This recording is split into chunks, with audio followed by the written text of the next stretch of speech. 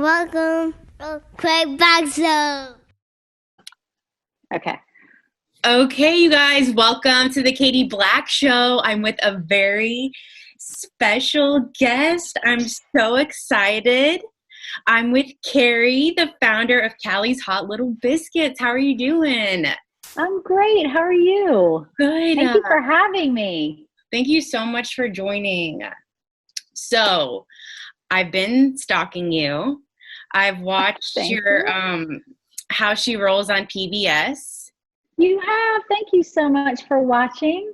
Yes. So before I get into that, though, I have been to your store in Charleston on King. How was it? Was it a good experience? Loved it. Loved it. Yay! Thank you for visiting. It was awesome. So, well, for those that don't know, how did you start this company?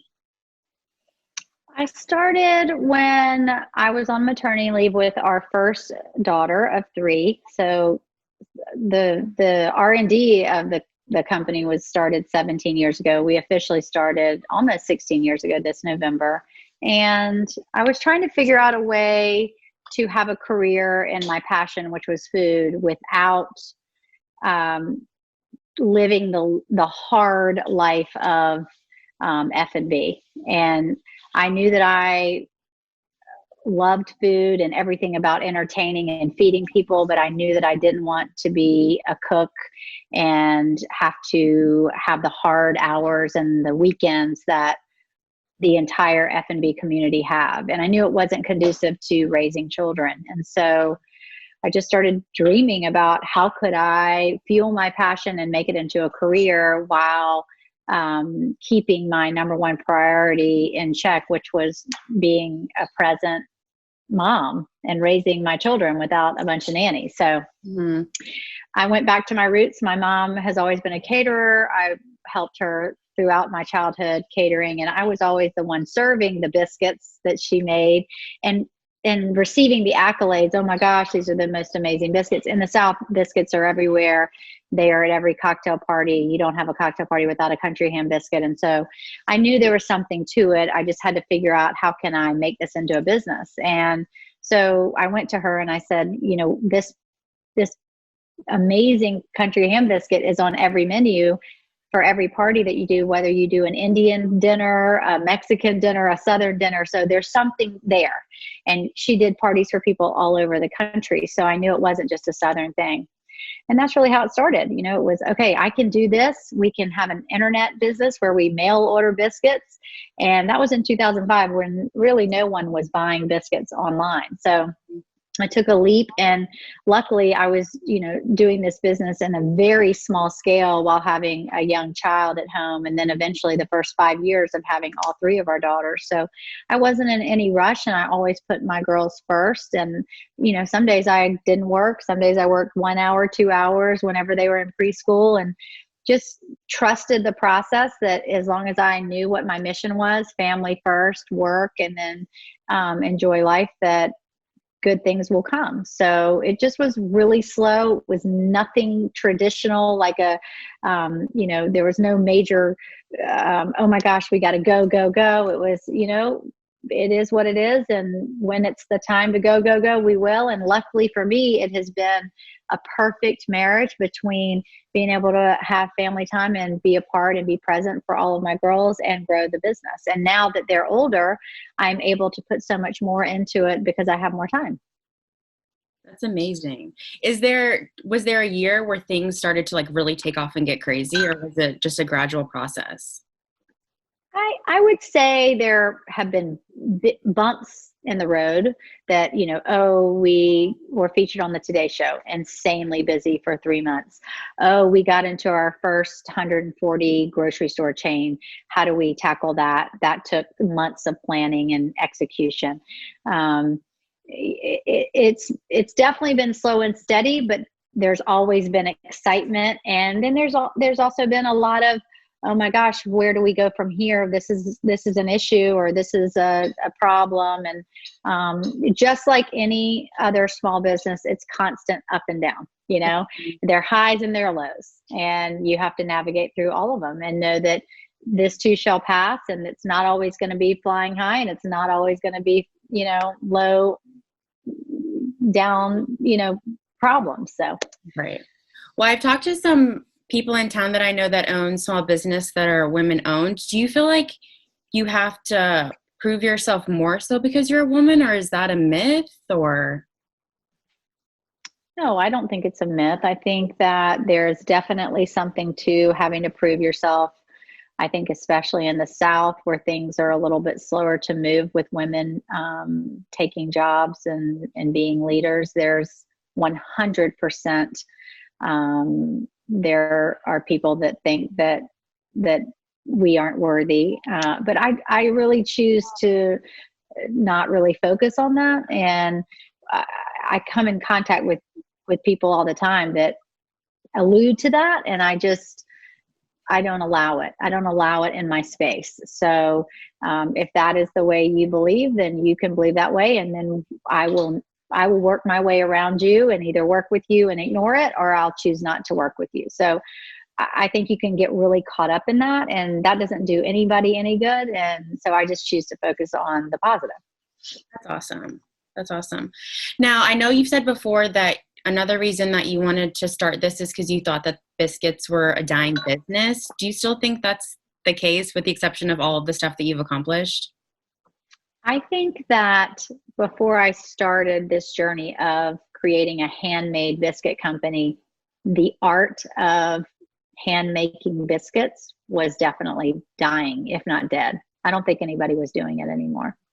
And what I learned from my mother and my grandmother is that making biscuits by hand is not only an art, it produces a much better product. It produces a biscuit that is down pillow-like and melts in your mouth. And there's just something about the quality of making it by hand that you cannot get from a machine.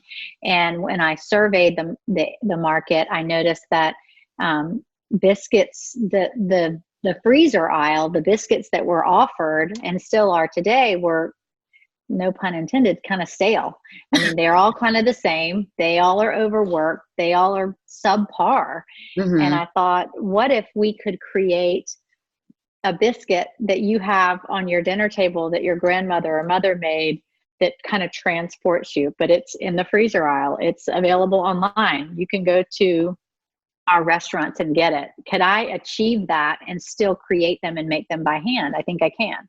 So that was the goal. And when I started, it was only to make them available through mail order. So I didn't even have the forethought or dreams to have it in grocery store. Well, I did have the desire to have them in grocery stores, but not on the level we are now. And I certainly didn't want to open a restaurant because, I didn't want to have that lifestyle. But what I figured, it was always a passion of mine to have a restaurant, but it didn't until my youngest went to kindergarten.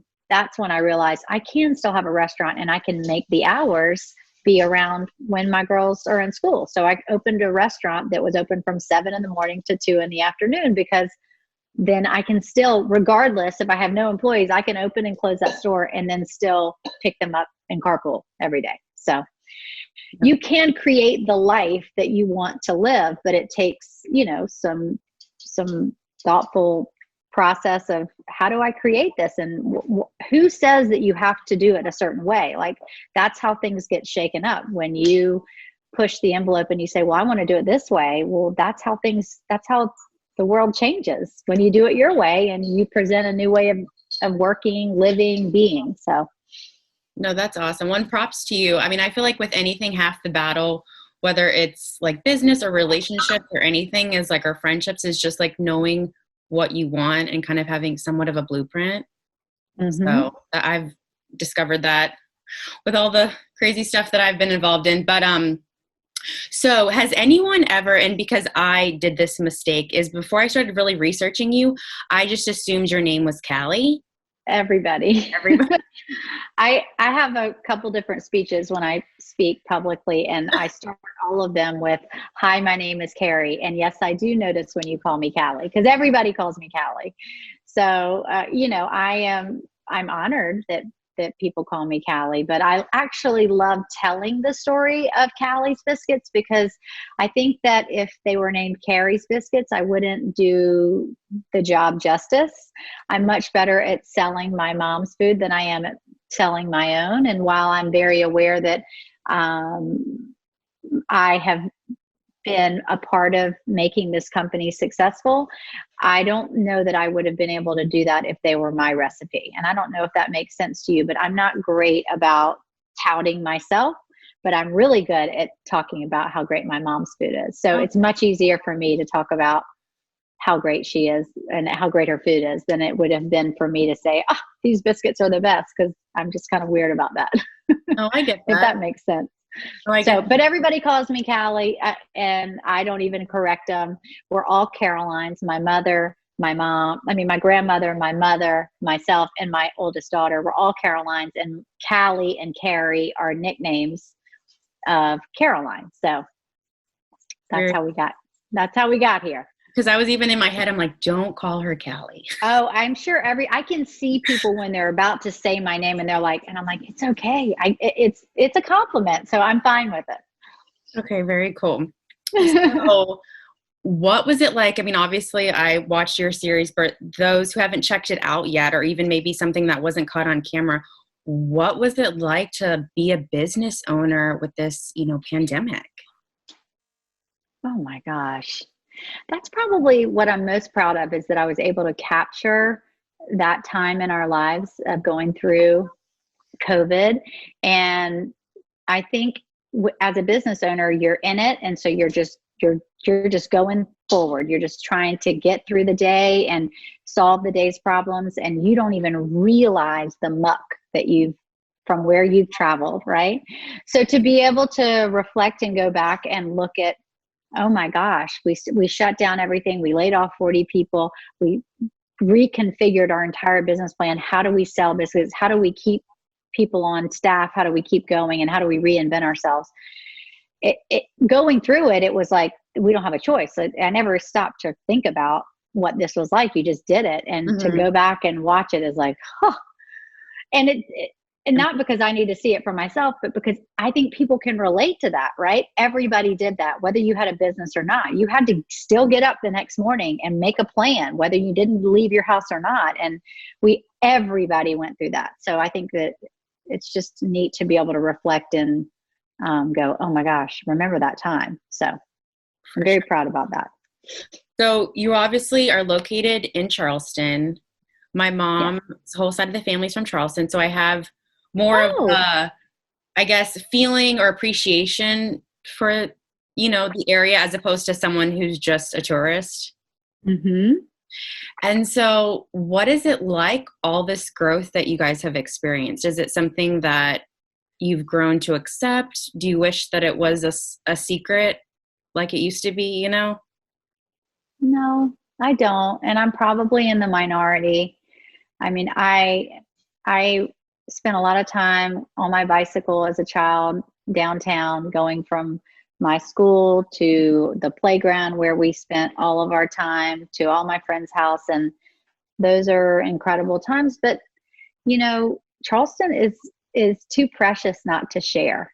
Aww. So for me, is it inconveniencing to have the traffic and the tourists? Yes, but what a gift to be able to share this magical place with people.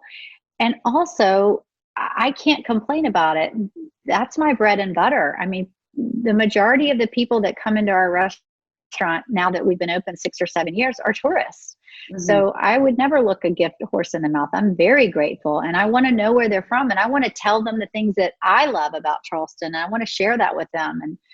And I also love to travel, and that is probably, besides cooking and feeding people, my favorite thing to do in my off time. So I would never want somebody to not welcome me into their town and teach me their culture and show me how they grew up. Because to me, culture is everywhere, and we all share food, family, and history. And so if we learn more about each other's cultures, then I think we're a better world, to be honest. To be more accepting of everybody is what we all need, right?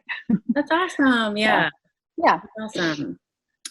So as far as like the show on PBS, how was that like a hard decision to let cameras into like your family and everything so personal? This is going to sound really crazy, but there's something inside me for the last 10 years that kind of knew this was coming. And I never really talked about it, but I had a feeling that it was going to happen. And mainly because most days I come home and I tell my husband, my husband asks, he's like, what happened today? Like, I keep saying to him, I'm going to write a book and it's going to be titled, You Cannot Make This Shit Up. Like the stuff that happens as a business owner, as an entrepreneur, growing a business on your own without investors, without just me, you can't make it up. It needs to be talked about. And if I'm having it, then how many other people are experiencing that in their own right? So I never went out and looked for it. I've had people approach me in the past and it was never the right opportunity. And I privately talked to my publicist about it and she's like, do you want to pursue it? And I said, you know what? I want to, if it's supposed to happen, it will. And if it is going to happen, then the right opportunity will come along. And this man named Scott Galloway sent me an email out of the blue in 2018. And he said, somebody told me your story. Do you have time to talk? I'd love to talk to you about the possibility of doing TV. And I've done a decent amount of TV on small scale. So I said, sure, I always take any call for anybody, whether any opportunity, because as an entrepreneur, you never know what it could lead to. And you never want to not speak to somebody because you may have a connection with that person and it may lead to something completely different. So I always take calls and meetings. And so we had a discovery conversation and he said, would you be interested in being on the Food Network? And I said, no. And he said, well, what about Bravo or E? And I said, nope. I have 3 young daughters and they're my number one priority. And I would never want to expose them in that manner. And he said, well, have you ever thought about public television? And I said, I would consider it for that because I have so much respect for public television. I feel it's what I grew up on. Public radio, public television was always on in our house. And it seemed as if I could trust that. And that was something that I felt safe with. And to me, it was more of a documentary, a docu-follow, a docu-series. And that to me was appealing. Very awesome. Yeah, I guess you never think about, well, I guess everything's location, but about like what, network would present you. So I think that's interesting. Yes, very much so. Another thing that I've wondered about, because I feel like I am so anal, is how do you, and I think too, you seem like you have a great sense of character and like just sense of what's going on. So as far as like hiring people or letting them into your circle, how do you trust people? That's probably my fatal flaw. That's my best friend and director of operations, Amy, would say, you're way too trusting. You let everybody in. I see the good in everyone. And especially if I think I can help somebody, I'm going to accept them, open my arms to them, welcome them into my life. And I'm going to do everything I can for somebody, especially somebody who's going to work for me because they're giving me service. I should be doing the same for them. Right. So I'm not good about that. I definitely have some work to do there, but I also think it's what makes me who I am. And I'm learning a lot in that process. And especially as we grow as a company and we add more people, there's a voice inside my head going, is there an ulterior motive here? Keep your distance a little bit. That still doesn't stop me from being who I am, but my guard is up a little bit more, but I am who I am. I'm a very trusting person by nature, and I always see the best in people. But the problem with that is that you often get disappointed. Yeah. So I always have to just think that person is going through something that I have no idea what they're going through. And if they're going to wrong me or do this to me, then, they're in a bad place. And it's inconveniencing to me. It's, it may not fit in my mold, but I let it go. I mean, I have my little moment, like, how did that happen? I'm really let down. And then I let it go. Like, I can't control other people. I can only control myself. Right. Well, that's good advice, even for myself.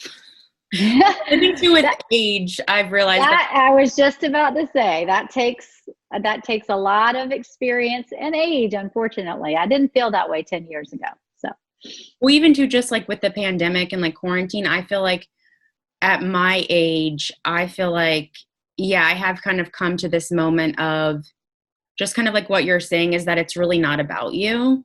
So it takes like the offensive part of it out, I guess. yeah, it's not about you. When somebody does something to you, it's all about how you react. So, and I try to teach this to my girls, like, you cannot control this person. You can only control yourself. And if you lead with kindness and you're genuine and you're respectful, it's really hard for somebody to wrong you. And inevitably, it's still going to happen, but you still can't control them. So control yourself and move forward. Don't let that person steal your sunshine, steal your happiness. Right. It's not worth it. Don't give them that. Wow, I didn't know. Yeah, that's like good advice, even for myself. I appreciate that. Sure. So you've released Callie's Biscuits and Southern Tradition Cookbook with 75 recipes. Was that something, again, I'm a writer, so I'm scared to like release stuff. Did you have a moment of, this is like family stuff that I want to keep under wraps and now I'm going to show it to everybody? Yeah. Well, first of all, I'm not a writer. Okay. So if I can do it, you can do it. Okay. So, somebody said, do you want to write a cookbook? And I said, not really. And they said, but you need to share these recipes. I don't want to have to keep calling you for the chicken salad or the macaroni pie. And I said, well, I really don't want to have to keep telling you. And she said, well, then put it in a book. And I said, I don't know how to write a cookbook. And she said, you have a following, and think of it as your gift to people. So it all started with a blog that, of course, I did. I was like, why would I write a blog? That seems silly. And my agent wasn't my agent at the time. She was my friend. She said, people are coming to your website and buying things from you. You shouldn't just always be asking them to buy. Give them something in return. And I thought, I can get on board with that. That makes sense. And so that's how it all started. Let me give you a recipe that actually has nothing to do with biscuits, because I want to create a community where I share things with you. And I don't want it to be super salesy, like, oh, buy this, do this, do this. It was like, I made this last night for supper. Let me share it with you. It was really good and super easy. And that's how it started. And it was authentic. And it was something that I was already doing anyway. So why not? And so that's how it started and evolved.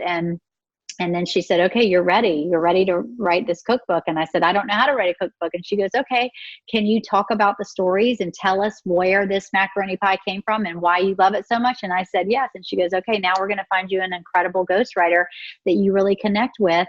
And she's going to listen to your stories and then she's going to write for you. And I said, that sounds like a great idea. So I just got to cook and give my little pieces of sticky note paper with all my chicken scratch recipes written down. I gave those to a recipe tester who then made sense of it and did a beautiful job. And I got to tell people why I love this macaroni pie so much, why these angel biscuits from my grandmother on my father's side are so important to me. And to me, it was like very cathartic and therapeutic. And a book was born. And that's how it happened. Very cool. Well, I'm going to get into like some family questions and then I'm going to wrap up with fun pop culture. Okay, cool. So I was really touched that you were you sounds like you're really close with everyone in your life, but I was really touched that you were so close with your dad because I'm so close with my dad. I thought that's awesome. Aren't dads the best? I feel every girl needs to be close with their dad. It makes, I don't know how this can come across, but it makes life a little bit easier. Oh, yeah. Well, it makes it easier because you're naturally more confident because you're not going out into the world looking for male attention. So you're more confident in yourself. He's the first person I call when I have a problem. He always makes me feel better. He's the first person that I call usually at the beginning of my day, and he starts my day off great, and Just No. like I just got a text from him. He knows that I'm having a rough day, and he's like, come by for a drink later. You'll be fine. I'm like, yes. It's just, dads are the best. That's awesome. Yeah, girl dads. Girl dads are awesome. Girl My dads. husband is also a girl dad. I'm like, you better get on it. My husband, John, I'm like, you got a lot of work to do. Do you understand how important your role is? No, for sure. Well, is there any, and this might, I mean, I'm sure there's so many pieces of advice, but like, you know, growing up with young women now or anytime, but I feel like especially now, what is that like? How do you navigate that as, you know, obviously beyond being like a business owner? Do you mean raising my daughters? Yeah. You know, I don't know that I have the answer to that. That is a daily struggle, and I don't know that I'm doing a good job, but I try to treat them with kindness and respect and teach them to be independent, to be hard worker, and to be kind. And those are the three things. If I can get all these girls out the door and they're kind, they're hard workers, and they're independent, then that is what's most important to me. Not grades, not friends, not what clothes you wear, where you're going to school. It's not about that to me. It is those three things. That's my goal. And sometimes I think I do a decent job, and other times I don't. And you have to forgive yourself and know that you're human, and you have to tell your kids that you're human. And you know, somebody in my position in the public eye, I try really hard to not talk about myself and make it about them. And I don't ever want them to think they have to live a certain way or do certain things. I just want them to find their own joy and their own passion. And I know that if you're a really hard worker and you approach life at 110%, no matter what you're doing, that gives you natural confidence, and that will give you in turn the ability to be a successful human. I don't care what they do. I just want them to be happy and be independent and be hardworking. That's awesome. Well, you come across wonderful in the series now, just like a great person, great family, great friends, very connected to your community. I think that's awesome. Thank you. I appreciate that, Katie. No problem. So, okay, I always like to end on like fun pop culture notes. Love pop culture, especially Brittany. So we did mention that before I hit record. Do you have any thoughts on what you think's going on, or? I mean, it sounds like it is a complete S show. I don't know how somebody is kept captive like that. I feel sorry for her. I'm always one to say there's two sides to every story, but it sounds like this one is very one-sided, and she's being taken advantage of. So I certainly hope that things get better quickly. Ditto. And was there anyone growing up that like you had posters on your wall of that you were obsessed with? Oh my gosh. I actually don't think that I ever had posters on my wall of anyone. And I'm brainstorming, but no, I don't think I did. I never had like those Tiger Beat posters of, I wasn't really into that. I think cause I spent a lot of time with my dad. It was, you know, let's get in the kitchen and make some really good comfort food kind of thing. Right. So that's awesome. Well, that's it. Yay! Well, thank you for having me. This is so fun and a nice, lovely departure from a really tough Friday, just so you know. Well, good juju, good vibes your way. 100%. I'm taking them all in. Thank you. And right back at you. And you guys look into the description. I'm going to place where you guys can find Carrie and where you can find Callie's Hot Little Biscuits on the internet. If you want to check out her PBS show, How She Rolls, it's awesome. Bingeable. Yes. It's bingeable. Starting today, you can watch all 10 episodes everywhere TV is, Amazon, PBS, all the things. So check it out. Awesome. Again, thank you. This is like big for me. So this is very exciting. Well, thank you for having me, and I hope you have a great weekend. Thank you, Katie Black. You're amazing. Thank you, love. I love your energy. Yes, great energy. I love it. What up?